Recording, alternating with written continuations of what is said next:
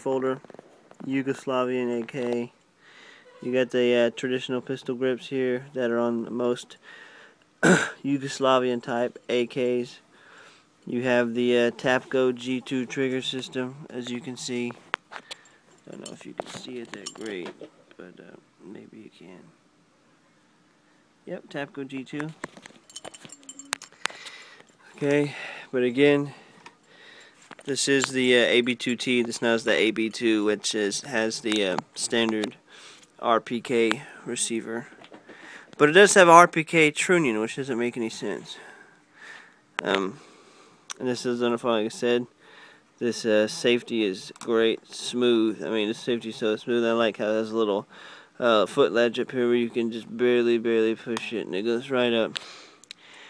Of course, it takes your traditional double stack 30 round magazines. This is a Yugo magazine, but it's not the one that has a rear catch in it. Still has a good old Cosmoline packed in there. I haven't got a chance to clean out these mags yet. But mags are in brand new condition. As you can see, still got the packing grease in them. So it's a pretty good deal. You see chrome line piston, bolt carrier group, and the bolt. Everything is chromed, which is always a big plus. Which you notice a lot of people nowadays have started to chrome all their bolts, like in AK-74s, Polishes. You see them in the washers now, people are starting to chrome them. That just makes it look good, easier to clean. This came with polymer handguards. They're cheapos, but I mean they're not done cheaply. They just look cheap. They are high grade polymer. I just don't like it. I'd prefer the wood. Absorbs heat a lot better. And of course, if you've seen my other Yugoslavian videos that I have of my my PAP Serbian AK, which this is the Yugo made, another one's Serbian. But this one has a traditional cutoff valve right here. You can see once you slide that up, if I can get it up. Yeah, once you slide this up, this cuts off the gas from entering. Once the gases travel out of the barrel, the gases usually go up, and here, of course, you know, hit the long stroke piston system, comes back, cycles the action all the way back, comes back forward, changing around, the process starts. But when this is done, this cuts off gas going into the upper gas tube, which allows for a blank ammunition to be used, for all the pressure to be used in the barrel instead of escaping to shoot out a grenade on the front of the barrel. But the barrel attachment that you use for a grenade didn't come with it. They're usually about from here probably out to here, and that's what this type of rifle was designed for, to shoot grenades from the barrel. It wasn't designed to use a grenade launcher, just like the Polish Tantal. Of course, you can see the receiver in here, and this receiver is great. This is a DC Industries receiver. They are, them and Nodax Bud are about on the par with each other. So you can see, if I can get, yeah, there you go. If I can get good enough, you can see that's a 1mm thick receiver right there. Of course, chrome bolt and everything inside. Still has grease, Cosmoline. It's not rust. Trust me, I've already scratched it. It's not rust at all. It's just Cosmoline parts packed into the old military surplus parts that they put this properly together with. As you can see right here, Century, let's see, M70AB2T DC Industries receiver out of St. Paul, Minnesota. And this is a pretty low model. This is the 70AB2T. This is the 704th rifle made. So it's very low, very low rifle. Extremely low. Hold on, I'm going to close this door real fast. Give me a second.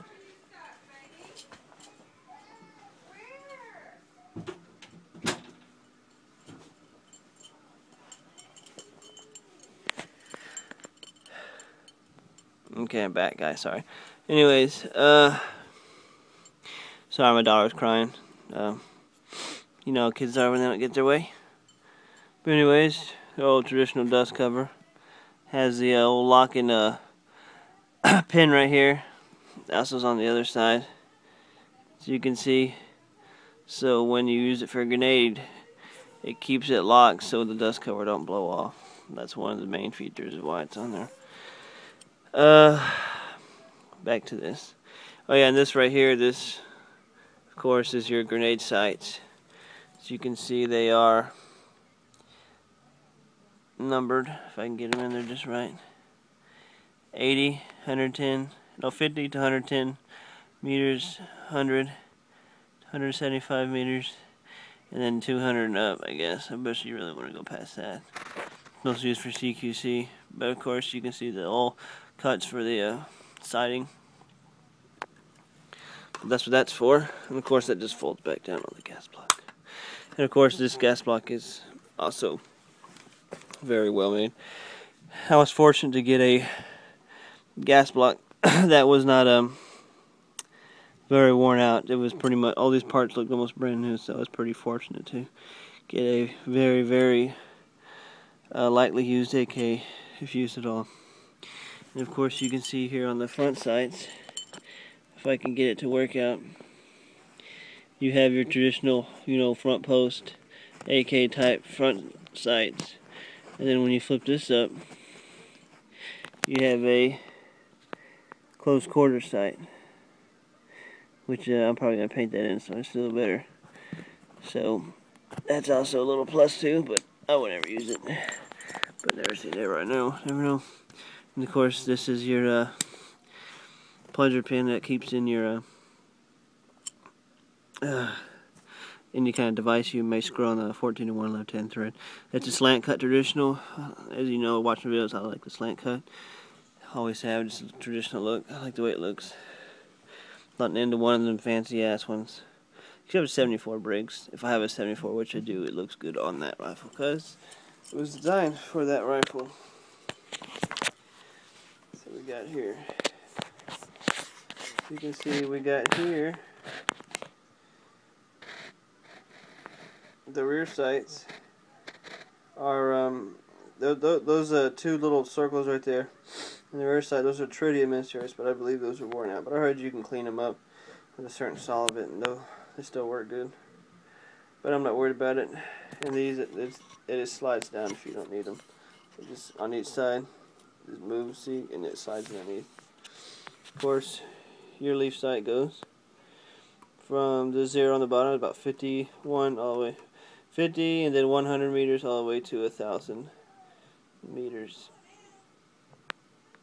And you can see there's no slants in the gas block front sight like that, so I was pretty happy and fortunate to get a well-made one. So can't complain too much. I'm gonna flip the rifle over. I'm still gonna take this rifle down, guys, so that's all good.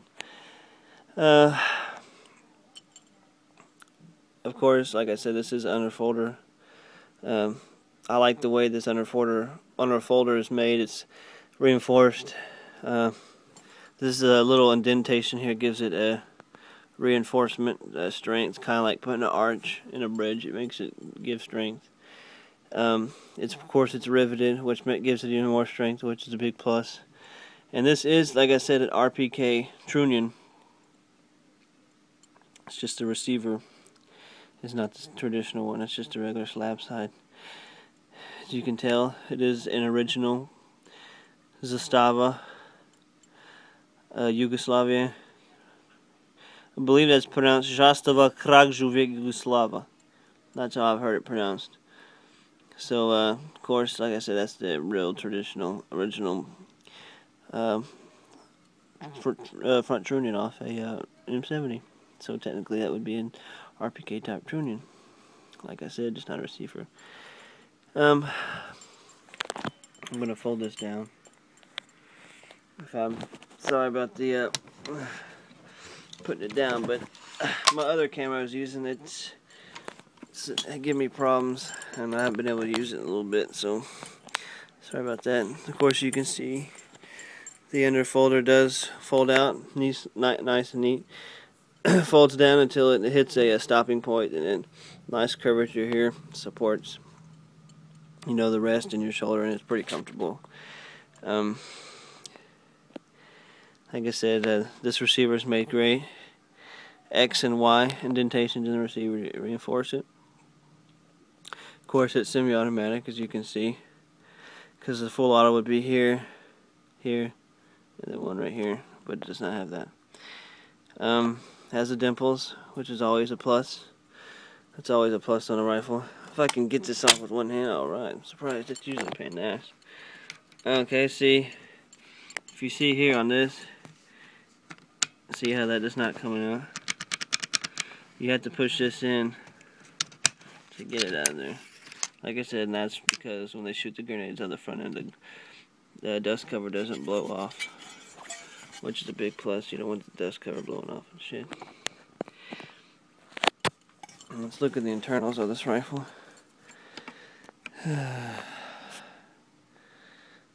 Internals are real nice.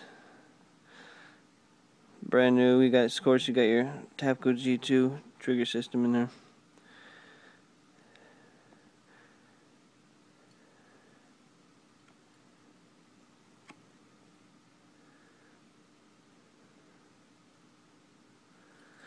I'm gonna go ahead and take this out.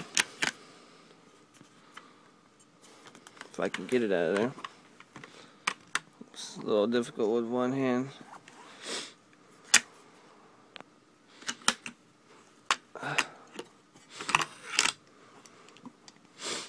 Okay. Of course, you have your it actually polished up a lot. There was a little fading on here when I got it, but nothing too serious. But other than that, it's almost like new condition. There was no scuffs or bad damaging on the back or nothing like that. You can usually tell back here. There's a lot of scarring back in this area on the back of your bolt, which there's not. It's a good sign it's not used a lot, because most of the time, of course, you know, your AK has a violent action of slamming forward and slamming back to metal, so it would be nice and wore down and indentations in the metal, and that's not the case here, so which is a big plus. Okay, of course, you got the bolt. I'm going to take out and show you. And this is all the original parts that came with it. These are all matching too, so that's always a big plus. And like I said, it's very little used whatsoever. You can see the firing pin looks quite healthy still, if I can focus in on it. Good enough where you can, yeah, see the firing pin's still quite healthy. It's not chipped off, you know, warped or anything like that. It still has its good original curved round shape at the top, which is always good. Of course, your extractor and all that, it's all in good shape. Everything was replaced in this bolt. I replaced the springs and stuff in there. But like I said, matches the piston that came with it, the carrier.